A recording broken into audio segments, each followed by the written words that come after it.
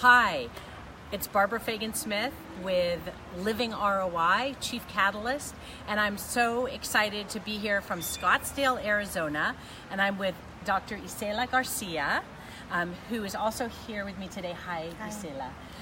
We met at the Hay House event that's happening here in this beautiful resort in Scottsdale, Arizona. It's called Speak, Write, and Promote. And we're here with Cheryl Richardson, who's like a major inspiration to me. And Isela and I were talking about what she does, and there are so many amazing people who have come to this event who have messages that they want to share with the world. And Isela, do you want to introduce yourself and talk about the work that you do? Yeah, absolutely. I'm Dr. Isela Garcia, and I specialize in the area of early childhood development and early brain development. And I work with policymakers, educators, administrators of schools, and teachers and parents to understand the significance of who we are in the presence of children and aligning our approaches and our systems to really support the whole child. Mm-hmm. That's fantastic. And we were talking earlier about how critical it is that we support children, and that often our education systems don't support children. Can you talk, and especially children who are compromised or who are at risk? Right. So trauma has a significant impact in the brain. And one of the things that we have to start to pay attention to is that our educational system has been functioning the way that it has for 100 years. Now we've changed. Technology has changed us. Who we are as a people has changed. And the fact that our school systems don't align with what we understand the brain needs is really a disturbing realization. And we really, I think, have to start having different conversations about the foundations that children need so that they will experience success in life. And you know, one of the things that we talked about was that the impact that teachers can have and the impact that parents can have on their kids. And one story I have is that with my kids, when they were younger, there was a time when I was not so calm, cool, and collected and living a soulful life. Right. And I was pretty stressed out and distracted and short-tempered. And there were a couple of times where I lost my temper and broke plates. And there's actually a video on Facebook and on my website where my 22-year-old daughter talks about that. She was 9 years old, and I feel like it happened, it didn't happen a lot. It was just a couple of times.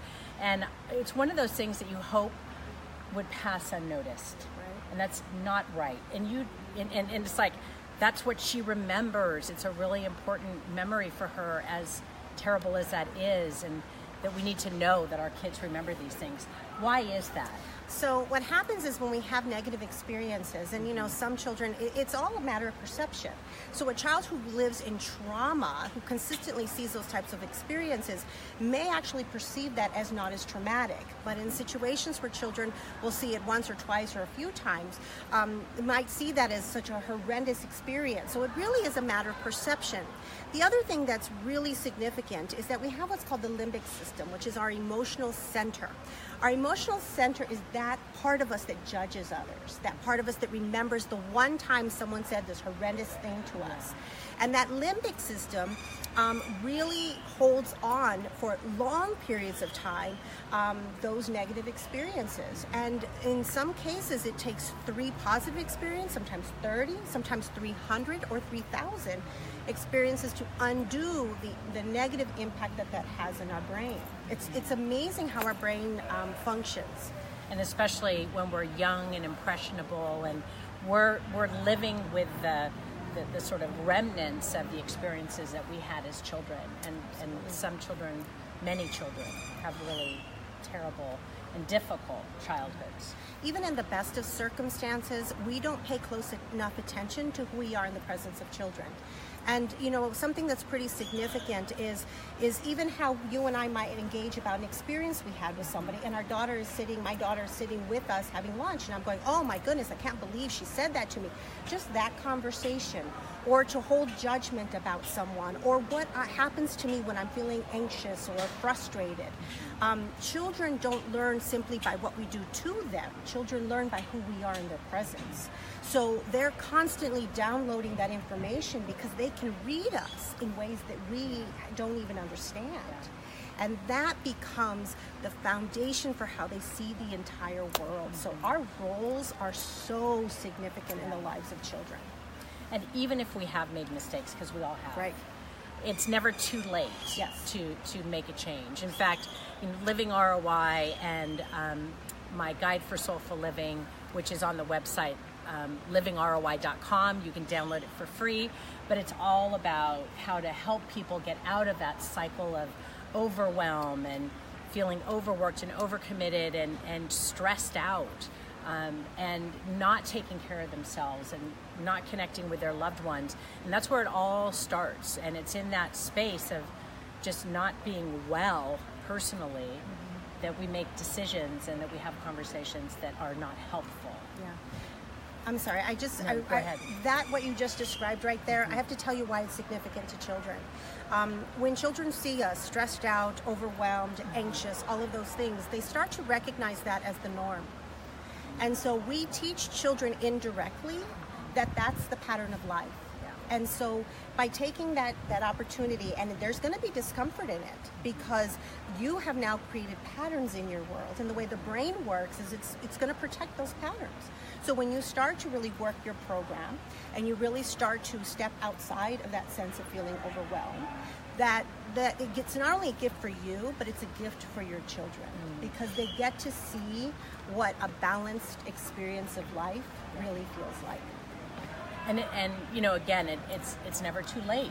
Even though I didn't start showing up in a more balanced way, and believe me, I'm not perfect now. My 17-year-old just reminded me of that last night. Yeah. She's like, yeah, Mom, you used to do that, and sometimes you still do seem to be working a lot. And I'm like, nothing like I used to do, because I really did. I was really out of balance, and balance is not a perfect harmony of a moment where we're doing exactly this amount of this and that amount of that, but it ebbs and it flows. And the most important thing is that we are taking care of ourselves first, because we can't help anyone until we take care of ourselves. We can't be there for our children. We can't be there for our families. We can't be there at work. We can't change the world unless we're taking care of ourselves. Absolutely. And so in a way, this whole effort that I have started with Living ROI to help people live a more balanced, joyful, soulful life is selfish, in that I want everyone around me to be living a balanced, joyful life, because then the world's a better place. Absolutely. And that's a world I'm in. Yeah. So let me ask you, Isela, what means, what does soulful living mean to you when we say soulful living? Well, for me, soulful living is really about being connected with my authentic self. It's really connecting with my knowing and setting my ego aside and recognizing that I have an intended purpose. And when I am quiet enough to hear that within me, then I'm rejuvenated and I recognize that this is more than just me. It's not just about Isela going out and doing the work, but rather we are really trying to create a shift in who we are in the presence of children, because that's my focus, but even of one another. And so it's really connecting with what our knowing, our truest knowing. And that requires getting quiet. Absolutely. On some level, whether you're going for a walk, whether you're doing yoga, whether you're just sitting quietly. I mean, I had my coach at one point gave me an exercise to sit in my office and not do, and actually sit anywhere. I picked a corner in my office which is really comfortable in a nice chair, and not do anything, not read, not plan, not think, not look at my phone, nothing for 30 minutes. And it was actually one of the most profound exercises I have ever done. I didn't try to meditate. I didn't try to do anything. I just was. Yeah. I just was. So. My business, we use the term be love. And a lot of people read it, it's be period, love period, read it as be love. But it's actually two separate statements. It's to simply learn to be. Just simply be in this present space. And without any intended purpose, just simply be. And the love piece is really to recognize that at the core of who we are simply love. That's all we are. And so it's really the practice of making that connection.